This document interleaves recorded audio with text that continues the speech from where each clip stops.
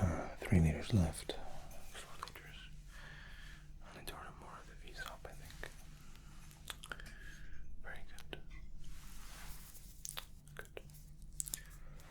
Please do come in and take a seat. Welcome to your very own, entirely private tasting consultation. Now, if you're anything like me, it's not that you dislike people. People are great. But people can be great somewhere else. And you just want to sit and enjoy something without the obligation of small talk. And I like to brief all of our customers with a sentiment to remind them that they're not obligated to small talk. If you have something that you'd like to share, then I'm all ears. But at the very least, if you prefer, this can be nothing more than an instructional, educational opportunity with no exam at the end. Okay? So what we'll be doing is sampling some of the finest, most well-produced liquor or alcohol in the world. And the way we do it, we work our way through a series of glasses. Each glass will correspond to a different kind of beverage. And yes, this is a shot glass that you see. Now I can promise you will wake up tomorrow feeling refreshed. No sore head. You will feel fantastic. Okay? And the reason that we're able to do that is because we do things properly. And you'll notice as you arrived, you were given a tall glass of water and asked to finish it before you were allowed to step foot into the bar. So before we go any further, we need to line the stomach a little bit. What I'm going to prepare for you is something a little bit novel. Alright? You might have tasted Cheetos, cheesy Cheetos, but with a twist, a lime twist, to be specific.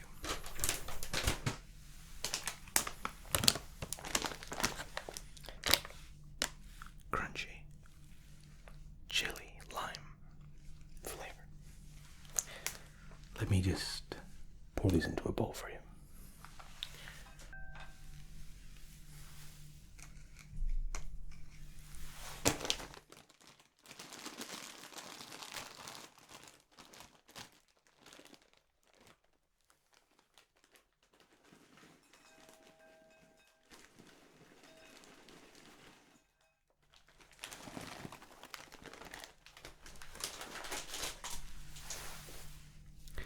Now these are for you to nibble on as you see fit, but given the proportions and the ingredient in the Cheetos, we found that it makes for an excellent stomach lining. Excellent. Good. So, to get started, what I'm going to do is pour you a little Belgian craft beer. Now, a lot of trouble people have with beer is that it's... Have you ever seen one of those viral videos on TikTok, or maybe YouTube, of somebody pouring a bottle of beer, or a tin of beer, and they said the correct way, or the perceived correct way, is to angle your glass so the foam is minimum, and then you drink. Okay? The other way is to pour it out, generating a large foam head and allowing it to settle. And the reason for this is because if you were to cover both drinks and shake, the one that was poured with a heavy head will fizz far less. And the idea is that whatever it was doing in the glass when you shake is the same thing that will happen inside your stomach. So, next time you're unfortunate enough to find yourself in a social gathering,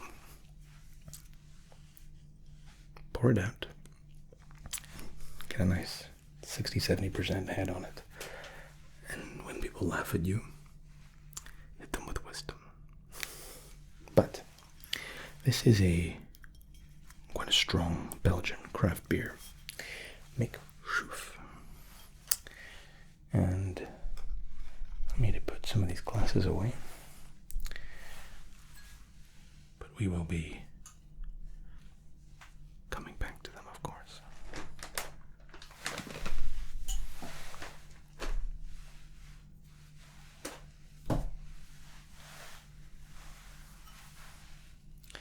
And we really do have some very wonderful and interesting drinks for you tonight. We always take great pride in our offerings, and with a couple of fresh lemons and limes, we'll create a delicate balance of flavor and intrigue. Because the idea is to provide you with something that is memorable, but it's also relaxing. So we take our time. We take our time, which is clearing sediment. And sediment isn't a bad thing in a drink. Not at all. Our customary Dubai tin opener, or bottle opener actually, and it details the Emirates Towers. I don't think you can see this, but the Emirates Towers, the Burj Al Arab, and the Burj Khalifa. A camel on there for good measure. You will have to work. You would have to really look to find a camel in Dubai. There's a lot in the deserts, but it's very easy to forget that you're even in a desert if you've never been. Okay, so make sure. What can we hope to expect?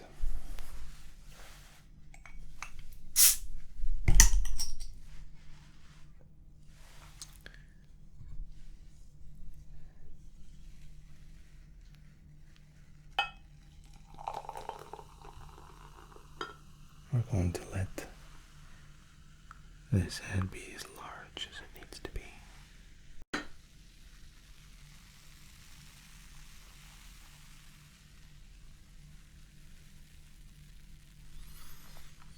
Now immediately you're met with that barley smell, but a very clear undertone of chocolate.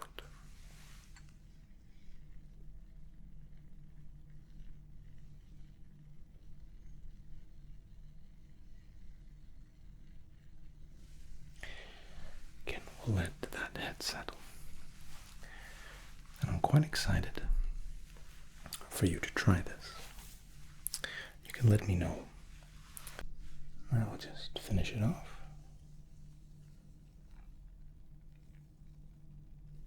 Excellent.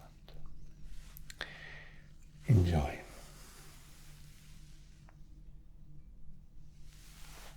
I'm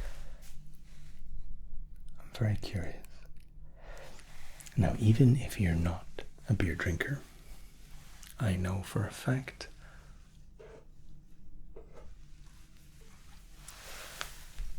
that you're going to enjoy it. Lightly carbonated. I say that it's not carbonated because, as far as a beer is concerned, it's really quite light. Good. Quite a heavy, quite a prolific chocolate profile, actually. And there's almost a licorice base to it. Now, you might be thinking, but I don't like licorice, or maybe I like licorice. But with the chocolate, and it's almost like a very, very gentle undertone of licorice. A little barley sugar in there. It's a curious little beer, and it's not something you will find easily. We have it sourced directly to us from the brewery. It's a Belgian beer, and one that does very well. Please make sure you try the crisps or the chips, depending on where you're from. It's an interesting kind of split of languages. The American English or the English. Chips mean something entirely different in English. Chips mean crisps in American English. And of course, crisps to the British, they're like a staple, backbone of our very healthy diet. Originally, I'm from the UK, yes. I've been out of the country for quite a long time now.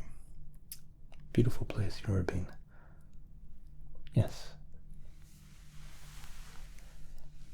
Slow down a little bit on the beer. We're not in a rush here. That's the longest drink, and the reason we start with it is because it lines the stomach, works in conjunction with our little Cheetos.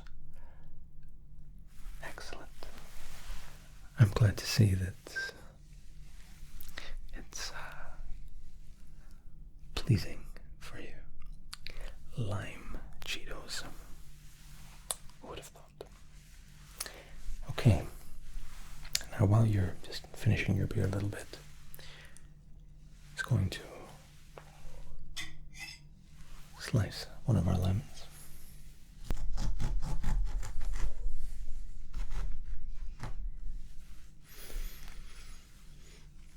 That smell, it's beautiful. Lemon cake, one of my favorites. My dad makes an incredible lemon cake. Really citrusy and little sugar on top. Quite wonderful.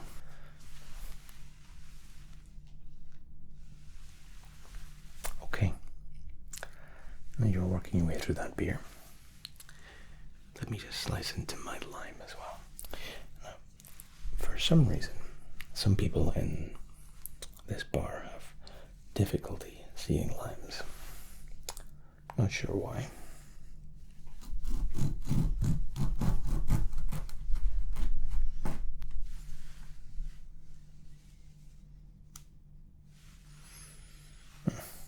Fresh and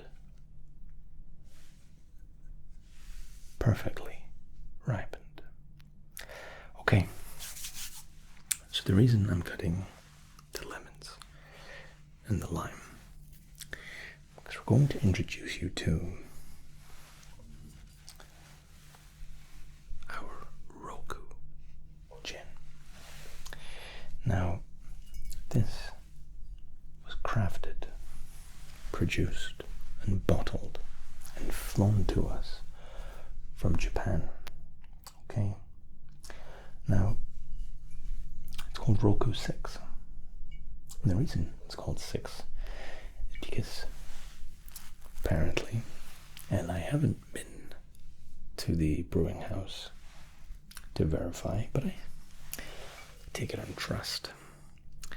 It's produced by the artisans of Japan, and it's combining a perfect balance of 6 flavor profiles.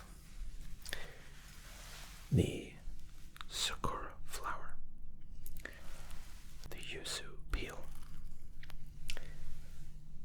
sakura leaf, so sakura flower, sakura leaf, the sancho pepper, and the gyoko tea, and sencha tea.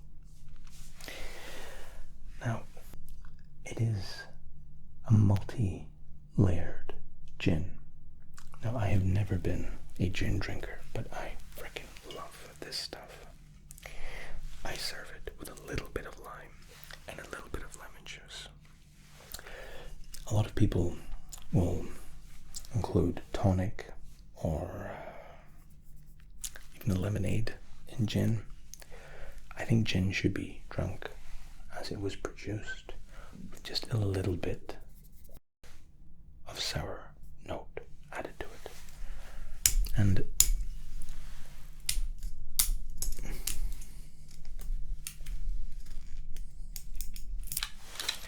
that should really just complement the overall flavor profile.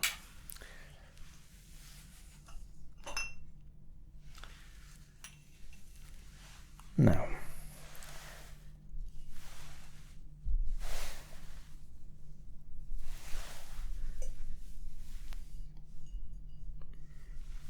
I really think you're going to like this.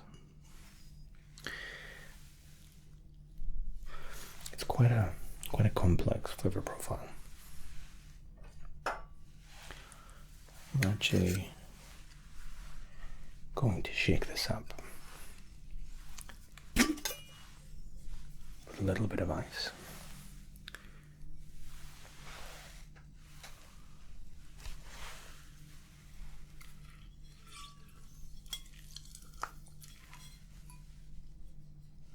Just a couple of squeezes.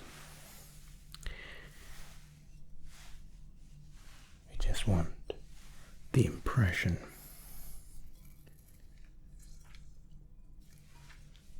of the lime and the lemon.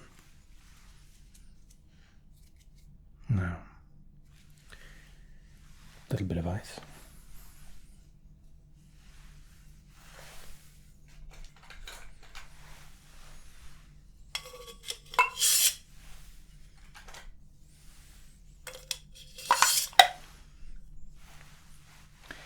And even before we've added any gin, the smell of the lemon and the lime combining, really quite beautiful. That combination is as old as time.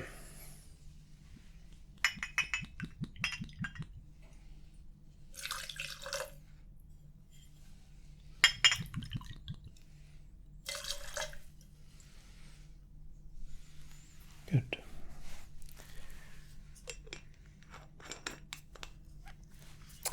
I encourage you to have a little smell of the gin. Now, depending on how much experience you've had with gin in the past,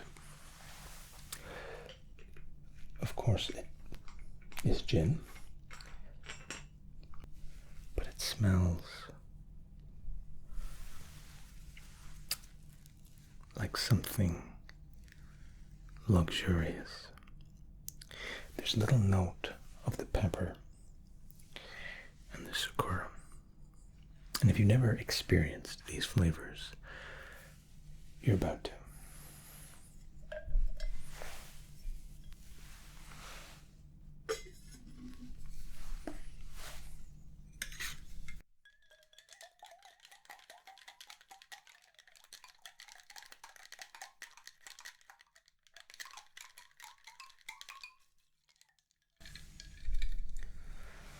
And you can see my shaker is covered in condensation because it's nice and cold. So even though it's cold outside, sometimes it's just nice to have a refreshing drink.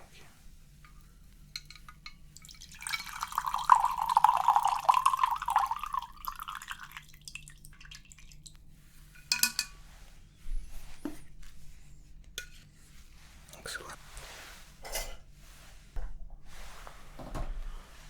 Now, final squeeze.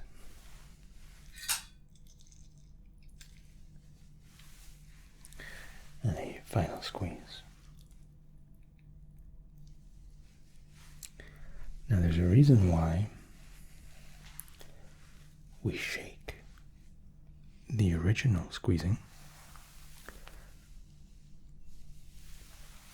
but drop the final finishing. Try that. Excellent. The nicest thing you've ever drank in your whole life. Interesting. Very interesting. Well, I would be lying if I said that is the first time I'm hearing this, but for someone who doesn't drink gin, that is a fantastic response. Yes. The undeniable citrus is somehow overshadowed by this Roku gin. Again, that sakura and the pepper coming through, and it amalgamates into this beautiful little explosion of flavor. And it seems to tickle every taste bud in an entirely different way. It's so refreshing and complementing in a weird way, in a opposite end of the spectrum kind of way, the chocolate of the beer, even though that feels like a lifetime ago. A lifetime ago. Don't forget the Cheetos. Excellent. Let's continue. Okay. Now we're going to lower the tone with box wine. Now, speak to any wine connoisseur and they will tell you box wine is the dregs, the very worst of the vintage. And I'm here to tell you that's nonsense. It can be true, just the same way that the most expensive wine in the world can also be awful. The Petrus family would see me imprisoned for such a statement, but my wife loves box wine. That's why I love my wife. Incredibly affordable. This is a 5-liter pack. Doesn't cost much, but we're not here just to provide you with Japanese gin. We're here to give you the full account, the full experience of a tasting consultation. So, this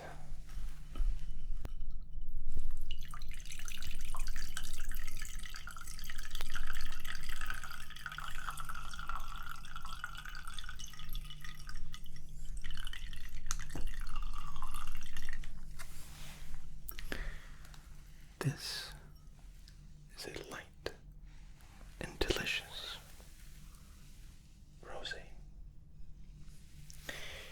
Now, I'm not going to give you any backing or briefing until you've tried it.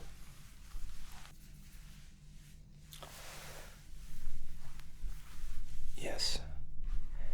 Okay, so it's an Australian wine, and Australian wines, I think, are becoming more and more popular with time.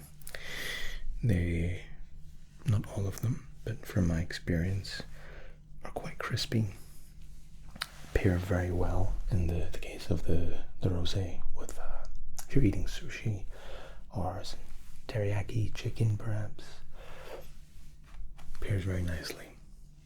It's a little bit sweet, typical for a rosé, but it kind of falls somewhere between dry and laced in sugar. It's about here. About here. Okay? I'm glad to see you're enjoying it. Now, I am not a huge wine fan, I must say, but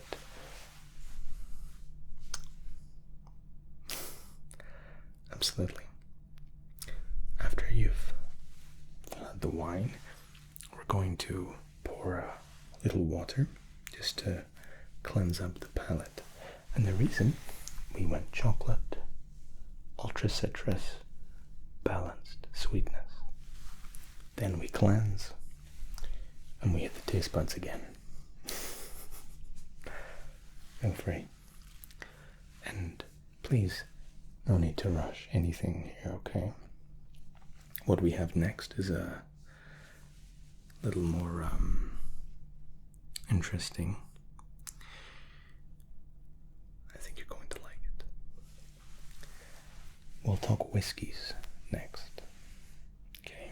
And there's two that I'd like you to sample, and they will be done in a quick fashion. I'm not trying to get you drunk at all. In fact, I'm sure when you walk out of here, you'll be completely sober. Such is the magic. Yes. Before you finish the wine, I just need to get you a second round of snacks.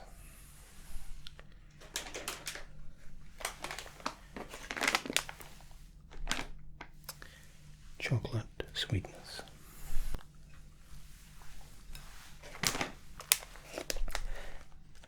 The honeycomb of the Maltesers.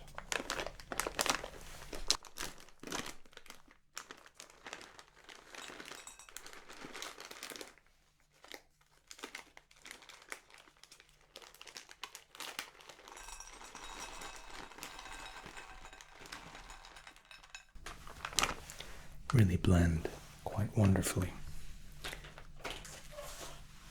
with the wine.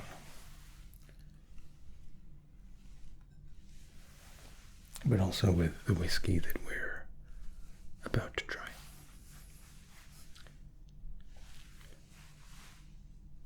Now, my little spinning glass. It's legendary at this point. This glass is actually very, very, very, very, very old. Allegedly as old as medieval times. Apparently it was a merchant that used to convince people that spinning it would impact a hangover. And it may or may not be true. I don't know. What I can attest to is that it's quite nice to spin around. It spins itself. It's very cool. I'm a big kid. Okay. So we're going to start off with for me, a really budget and blended whiskey. It's here.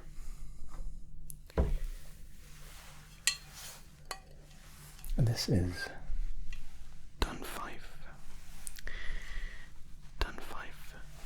Distilleries. Now, legend has it that there was a Highlander by the name of Dunfife, and Dunfife was arrested and it's said, or rather he was captured by his enemies. I'm sure he would claim innocence to this day, but he was captured, but ultimately made his escape. And it's said that Dunfive leapt over a waterfall. And even now in Scotland, to this day, there's a waterfall called Dunfive's Leap that allegedly is the waterfall he jumped off of and survived, by the way. Dunfive's Leap. Now, beautiful smell.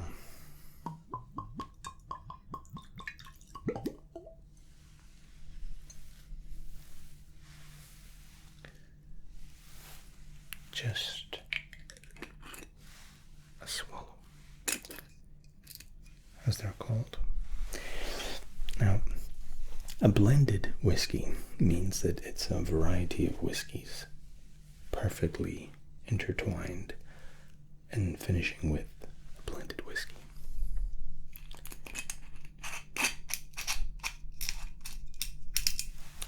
Blended whiskeys are typically cheaper than a single malt. That's the alternative. But I think whiskey connoisseurs understand that a blended whiskey is really quite magical, especially if the pairings are done correctly. And there are a lot of master brewers, master blenders, careful with the wording, in Scotland. And they make a lot of money. They're very well paid because their talent is unique and very Scottish.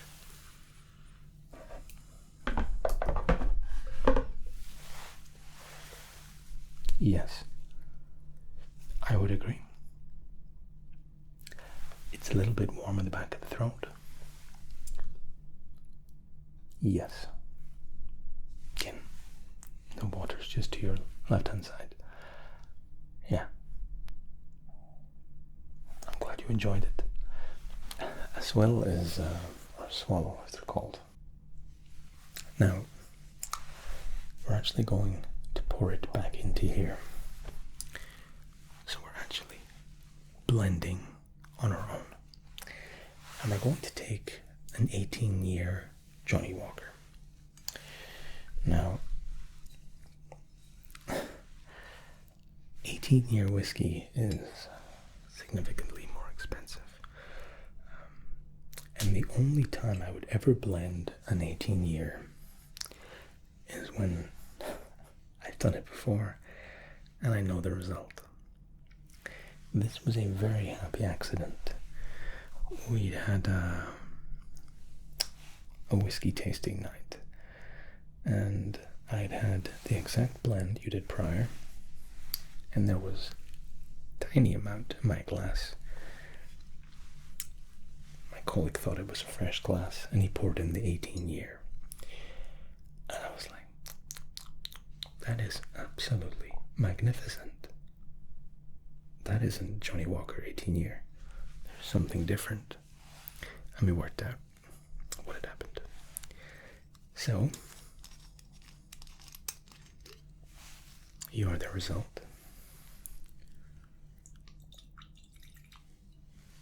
of a happy little accident. And in true fashion,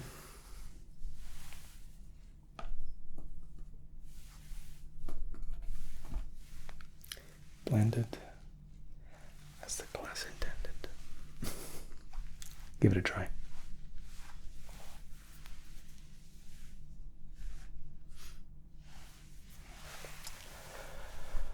Very, very happy to hear that. Truly, very happy to hear it. Yes, the Johnny Walker is, it's not my favorite whiskey, but that little pairing we just made is probably my favorite way to drink whiskey. If I was on my own and I could pick any bottle in the world, probably maybe an Aberlour 18. The Aberlour whiskey is very peaty, but there's a fieriness in all whiskey. The Aberlour is unique to me. Very Scottish whiskey, and I've been to the distillery in Aberlour actually, and I can see why their whiskey is such a magnificent offering. Sometimes we feature it here, but it just doesn't really fit with anything else that we're doing. The Johnny Walker, for me, is a bit more of a smoky, but with more of a caramel undertone that blends into the sweetness of what we're creating here. Aberlour is smoky, but bites a little too hard. Anyway, but always next time. I'm glad to see you enjoyed the Johnny Walker. Very, very glad to see.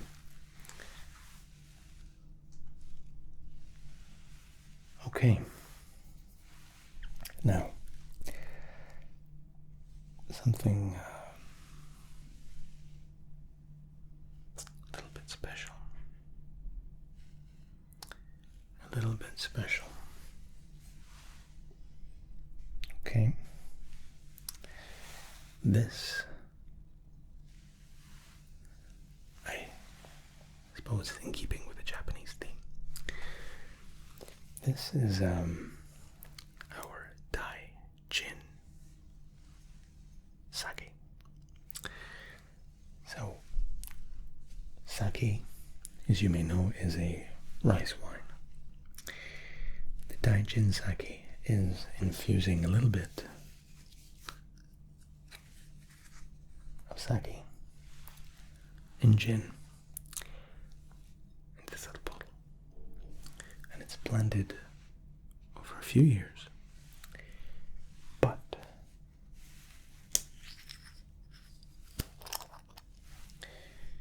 it's finished. Let me show you.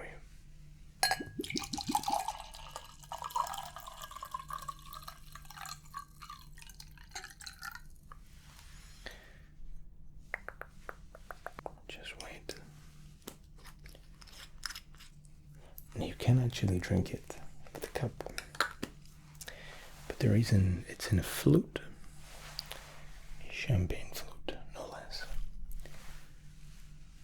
is because of how it's finished. Now this is a food grade infuser, and I think going to like this.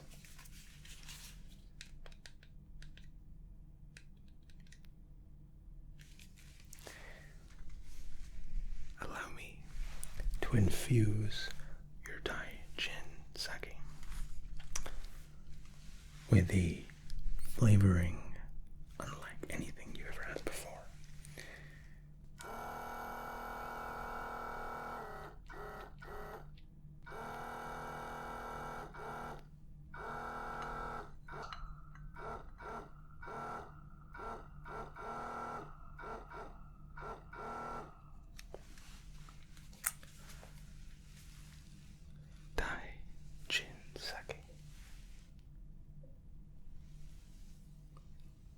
Infused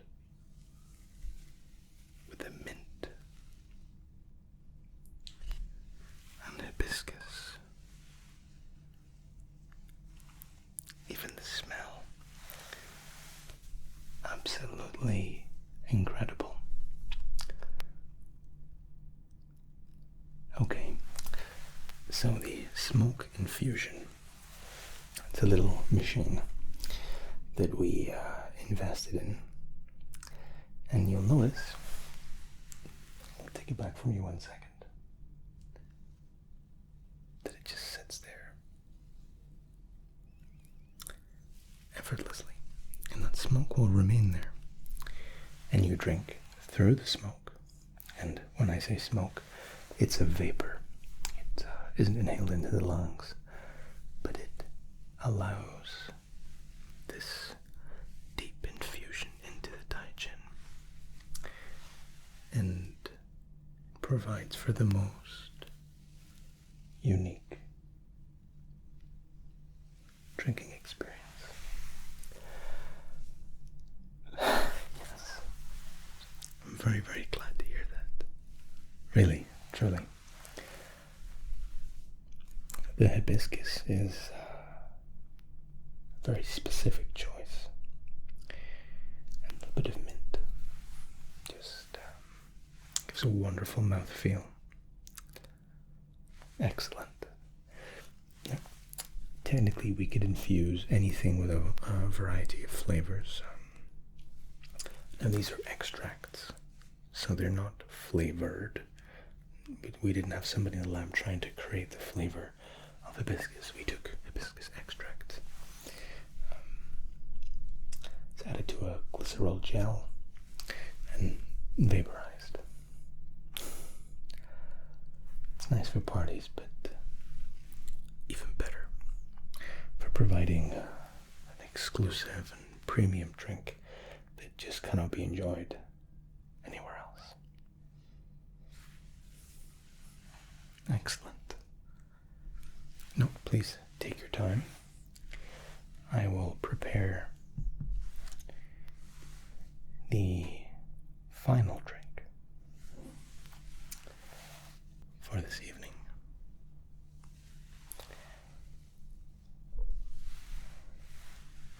And it's a shot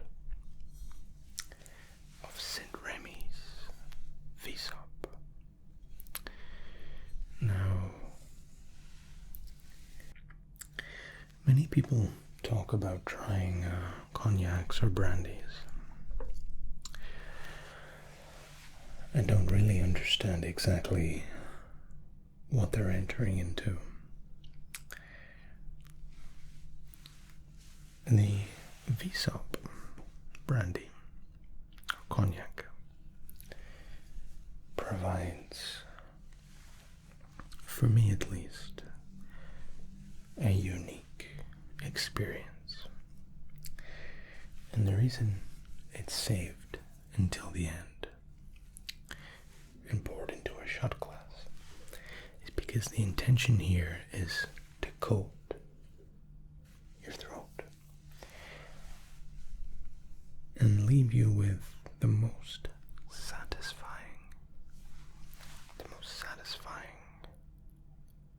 flavor.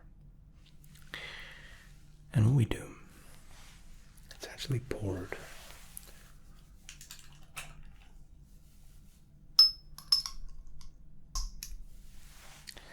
over a cold cube,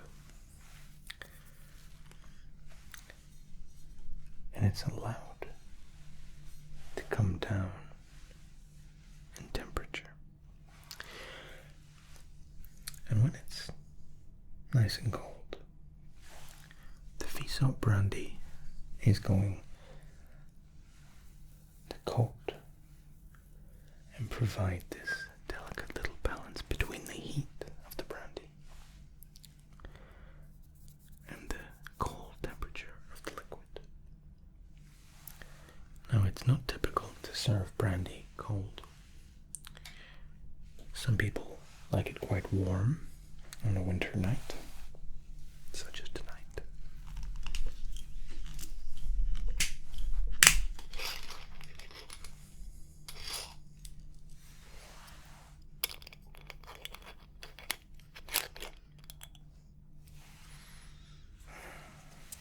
But you'll see.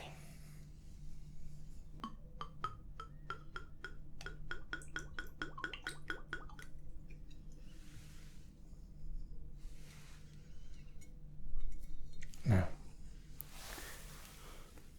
we always overpour.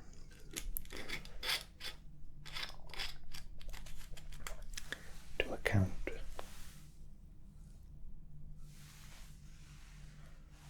for the cold cube.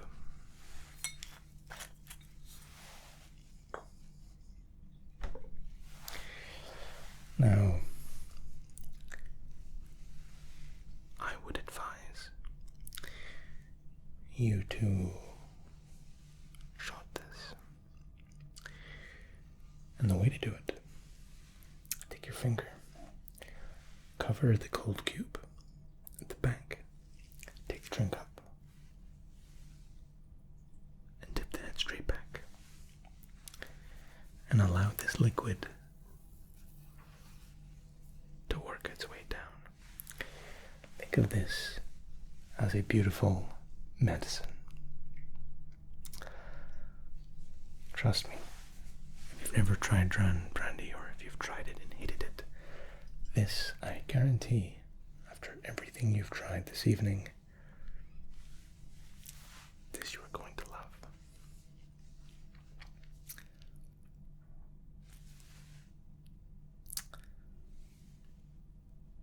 Take your time.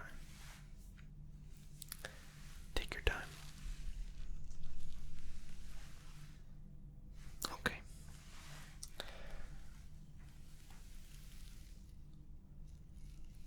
Finger.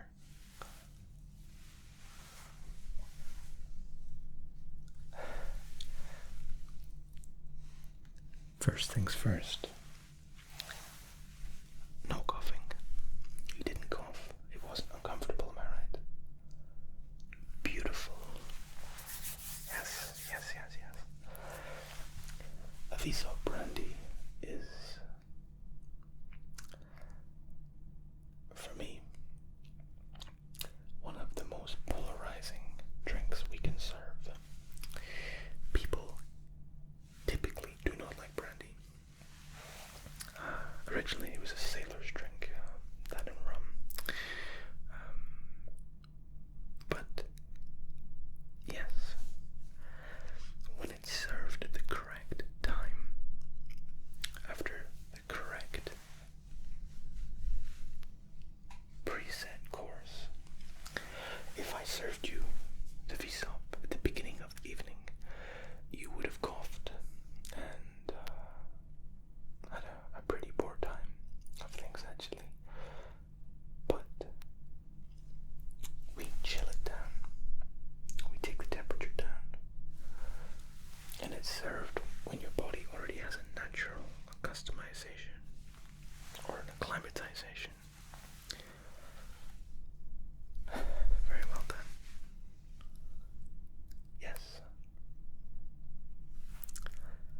Everything